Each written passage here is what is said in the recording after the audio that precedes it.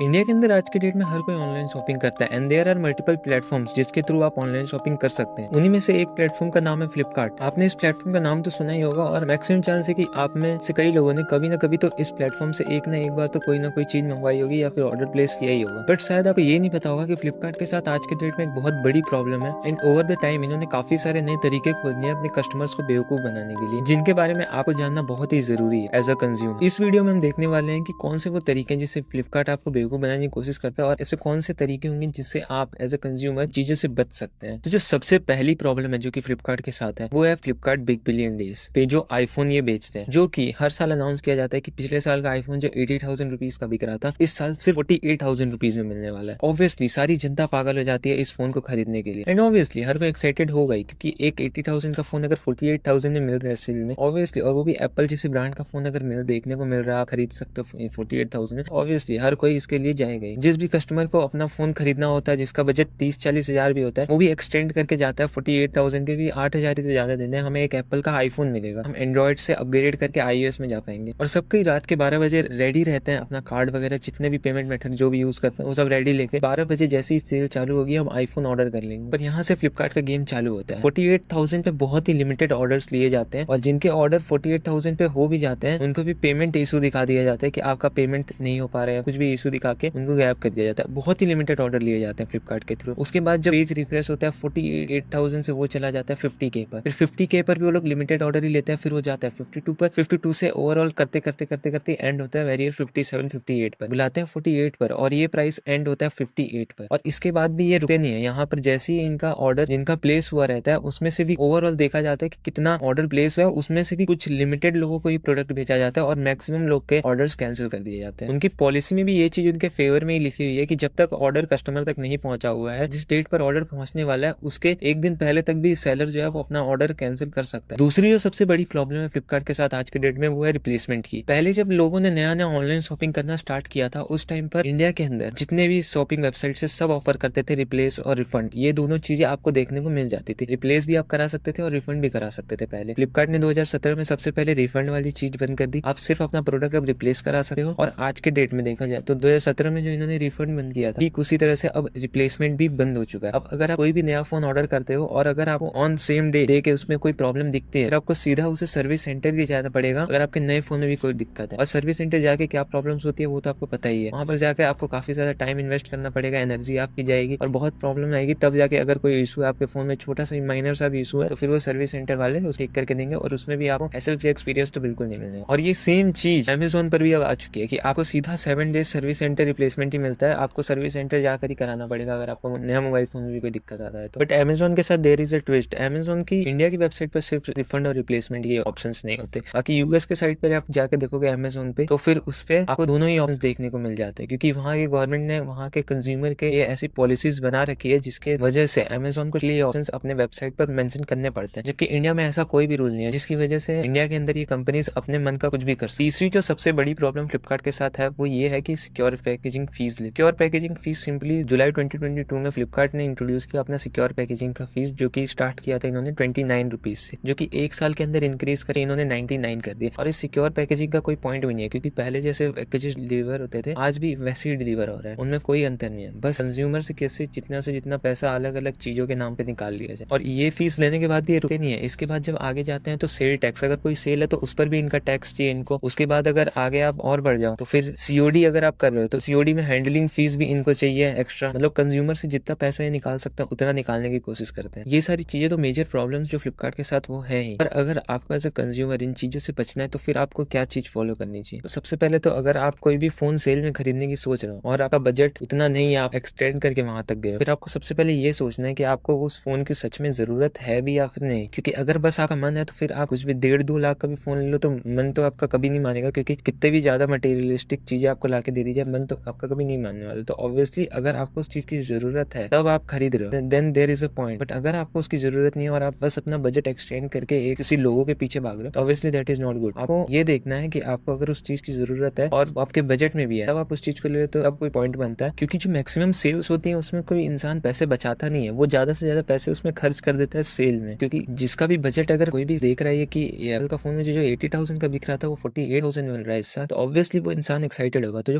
₹1000 का भी इसका बजट है, जो फ़ोन खरीदने जा रहा है वो सोचेगा कि 8000 ही तो मुझे और ज़्यादा देने होंगे, तो मुझे एक एप्पल का फ़ोन मिल जाएगा। फिर वो 8000 अपना बजट ऑलरेडी वहाँ बढ़ा चुका है। उसके बाद जब वो फ्लिपकार्ट के शॉपिंग ऐप पर रहता है, जब वो सामान खरीद रहा होता है तो ₹48,000 जब इंक्रीज़ होके 50,000 हो जाता है, तो उस पॉइंट पर वो ये सोचता है मुझे 2000 ही तो एक्स्ट्रा देने हैं फ़ोन खरीदने के लिए एक एप्पल का। लेकिन वो ये नहीं सोच रहा कि वो ऑलरेडी ₹8000 एक्सटेंड कर चुका है। उसका बजट 40,000 था, वो 40,000 से 48 पर आया ताकि वो सेल में एक आईफ़ोन को खरीद पाए। उसके बाद वो 8000 में प्लस 2 और कर दो, 10,000 रुपए एक्स्ट्रा दे रहा है वो उस चीज़ के। और उसके बाद ईएमआई वगैरह के चक्कर में इंटरेस्ट तो अलग ही लगता है, वो तो अलग चीज़ है, वो तो एक्स्ट्रा ही है। बाकी यही है कि सेल में कोई भी इंसान पैसे बचाता नहीं है, उल्टा इंसान ज़्यादा पैसे खर्च कर देता है। सेल की अगर आपको ऑथेंटिसिटी चेक करनी है, स्पेशली फ्लिपकार्ट के सेल, फिर आप एक एक्सटेंशन डाउनलोड कर सकते हो जो कि क्रोम पे अवेलेबल होता है, क्रोम वेब स्टोर पे। कीपा एक्सटेंशन आप डाउनलोड करके रख सकते हो। इस एक्सटेंशन से क्या होगा कि आप जब इसे इंस्टॉल कर लोगे, उसके बाद आप कोई भी अमेज़न पे कोई भी प्रोडक्ट अगर खोलोगे, उस पे आप जैसे ही नीचे स्क्रॉल डाउन करके जाओगे, वहाँ पे आपको उसकी प्राइस की पूरी हिस्ट्री बता देगी। तो इससे आपको एक आइडिया लग जाएगा कि सेल पे कितने में सेल हो रहा है और पहले कितने में मिनिमम सेल हुआ होगा। उससे आप एक आइडिया लगा सकते हो कि ये सेल सच में जेन्युइन है, आपके काम की है और आपको मिनिमम प्राइस पर प्रोडक्ट मिल रहा है अपने, तो वो चीज़ आप वहाँ से चेक, इससे काफ़ी ज़्यादा आपको क्लैरिटी आएगी और आप सही डिसीजन ले पाओगे। और रिप्लेसमेंट वगैरह का तो देखो, गवर्नमेंट को ही ऐसे अच्छे रूल्स बनाने चाहिए कि जिसके थ्रू कंज्यूमर को ज़्यादा से ज़्यादा फायदा हो पाए। अब ऑब्वियसली इसके लिए आप तो कुछ कर नहीं सकते, कि ये फ्लिपकार्ट के अपने रूल्स हैं और उनकी पॉलिसी में भी ये लिखा हुआ है और गवर्नमेंट ने भी कोई ऐसा